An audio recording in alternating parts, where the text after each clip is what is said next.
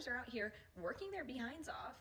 Democrat policies in Washington and blue states are making their lives so much harder. Biden's EPA rolled out the 2023 WOTUS rule, expanding waters of the United States to claim control over ditches, ponds, and wet spots on farms. Tax policies targeting family farms.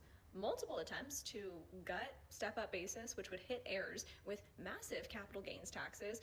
The One Big Beautiful Bill made the higher estate tax exemption permanent and protected step-up basis so that family farms are not forced to sell just to pay the IRS. And his America First energy policies have been bringing down diesel and fertilizer costs that exploded under Biden. First of all, what is this?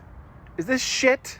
Second of all, I think just about every single farmer in this freaking country would agree with me that it was Donald Trump's unconstitutional tariffs, specifically on China, our number one buyer of soybeans and beef and corn and, agricultural produce, that drove them out of business because China said, you know what? You're playing checkers, we're going to play chess. We're going to get our produce from Brazil, from Australia. We don't need you. And so here we are now. Our farmers have nobody to sell to. In fact, remember, we had all those crops that literally just expired, and under normal circumstances, it would have went to feed the poor people around the world, but Donald Trump signed that order saying, nah, just get rid of it, throw it in the fucking dumpster. Our farmers are struggling because they lost their freaking customer, their biggest customer, China. That's why they needed to be bailed out. And newsflash, they haven't been bailed out yet. I wonder why.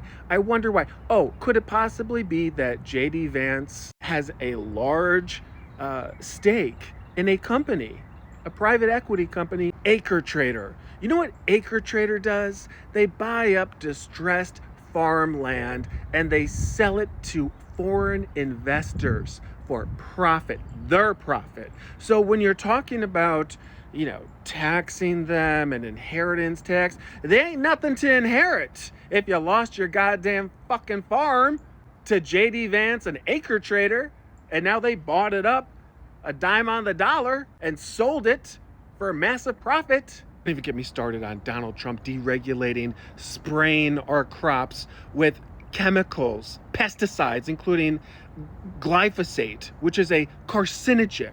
So much for Mr. Health. Where's RFK in all this bullshit? Huh? Where's RFK in all this bullshit? The party of health and wellness.